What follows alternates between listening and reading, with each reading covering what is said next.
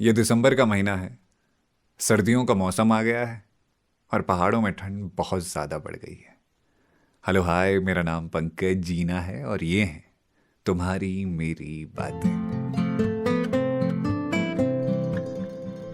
कैसे हो? जिंदगी में सब ठीक ठाक है? यहाँ भी सब ठीक ठाक है यार, थोड़ी ठंड ज़्यादा बढ़ गई है।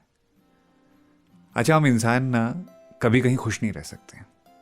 मतलब जब गर्मियाँ शुरुआत में आती हैं तो हमें बहुत अच्छी लगती हैं, लेकिन फिर धीरे धीरे जब गर्मी बढ़ने लगती है हम कहते हैं अरे यार गर्मी आ गई है। वैसे ही बरसातों के साथ होता है और वैसा ही ठंडियों के साथ होता है। अब आजकल जाड़े का मौसम आ गया है और इस मौसम के साथ बहुत सी परेशानियां बढ़ने लगी हैं। अब सबसे बड़ी दिक्कत तो है वॉशरूम जाने की। सुबह सुबह जब आप वॉशरूम जाते हो और वेस्टर्न वॉशरूम में बैठते हो तो ऐसा लगता है जैसे किसी ने बर्फ की सिल्ली के ऊपर बिठा दिया हो। वैसे मैं ज़्यादा कंफर्टेबल हमेशा हिंदी वॉशरूम में ही करता हूँ। मुझे लगता है कि यार यहाँ व्यवस्था ठीक ठाक है। क्योंकि होता क्या है ना, जब आप ठंड के साथ बैठने की आदत बना लेते हो तो आपको ऐसा लगता है कि चलो वक्त गुजर रहा है गुजर रहा है गुजर रहा है, और कितना वक्त वहाँ गुजर जाता है पता ही नहीं चलता। बीच में तो एक बड़ी ख़राब आदत आ गई थी मोबाइल लेकर जाने की, तो उसमें टाइम का पता ही नहीं चलता था। तो इंडियन वॉशरूम में तो पैरों में दर्द हो जाती थी, वेस्टर्न में पता ही नहीं चलता था।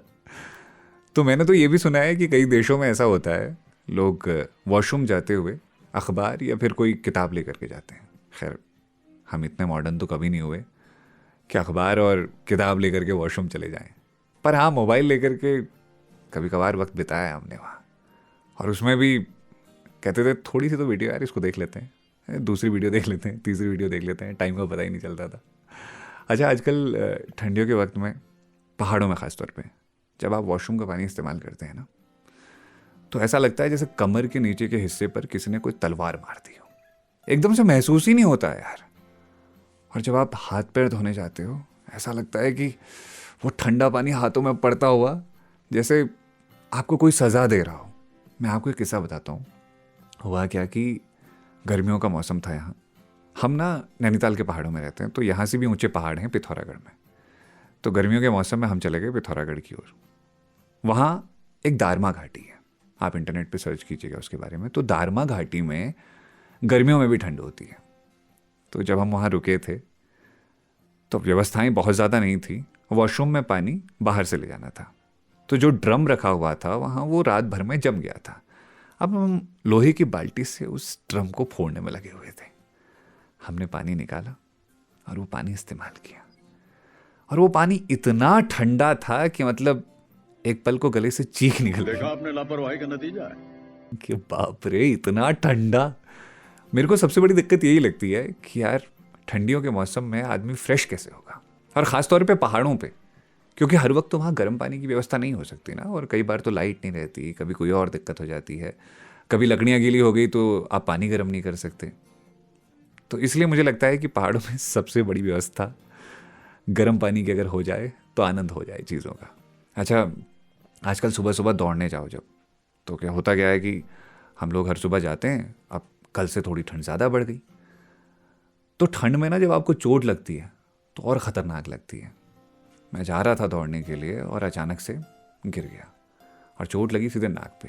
तो इतनी भयंकर दर्द हुई, थोड़ी देर के लिए ऐसा लगने लगा कि अरे यार क्या करें, हाल ख़राब हो गया। और वो जो नाक पे ठंडी हवा लगती है वो तो आपको बिल्कुल ऐसा कर देती है कि भाई साहब किसी ने ऐसे पकड़ रखी है आपकी नाक, और भयंकर वाला दर्द होता है।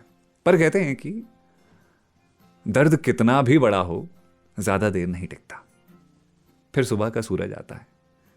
सुबह के सूरज के साथ जो हल्की सी गर्माहट आती है ना, वो ऐसी लगती है जैसे आपको किसी ने घनघोर रात से निकाल करके उजाले में लाकर रख दिया हो, आपके गमों के मौसम से हटाकर आपको खुशियों का मौसम दे दिया हो। और ऐसा महसूस होता है इन जाड़ों के सूरज को देख करके। आप देखो, शहरों में हो सकता है आपको सूरज देखने को ना मिले, पर यहाँ सूरज देखने को हमेशा मिलता है। आप अगर इंस्टाग्राम चलाते हो तो देखना, मैं लगभग हर सुबह वहाँ सूरज की एक तस्वीर पोस्ट करता हूँ, या उस सुबह की जहाँ मैं दौड़ने जाता हूँ, जहाँ मैं घूमने जाता हूँ। आप मुझे बताइएगा कि आपके साथ भी ठंड में ऐसा कुछ हुआ? और ठंडियों में आपको क्या लगता है, कौन सी चीज़ आपको सबसे ज़्यादा परेशान करती है? मुझे कमेंट करके बताना। कल जो हमने तुम्हारी मेरी बातों का एपिसोड डाला हुआ था उसमें मैंने आपके कमेंट पढ़े। मुझे बहुत अच्छा लगा कि आप इंतज़ार कर रहे थे तुम्हारी मेरी बातों का। मैं भी चाहता था काफ़ी लंबे वक्त से कि कुछ ऐसा शुरू करूं जिसमें कुछ दिल की बातें कर सकूं, कुछ अपनी बातें कह सकूं, कुछ तुम्हारी मेरी बातें कह सकूं, ताकि खुद को भी अच्छा लगे और आपको भी। तो फिर से मिलेंगे अगले शो पे तुम्हारी मेरी बातों के लेकर के कुछ कमाल की बातें। आप कमेंट करते रहिएगा और इसे दुनिया तक पहुंचाते जाइएगा। शुक्रिया प्यार देने के लिए। ये हैं तुम्हारी मेरी बातें। मेरा नाम है पंकज जीना। एक टाइट वाली जप्पी आपको। Bye bye, take care, good night.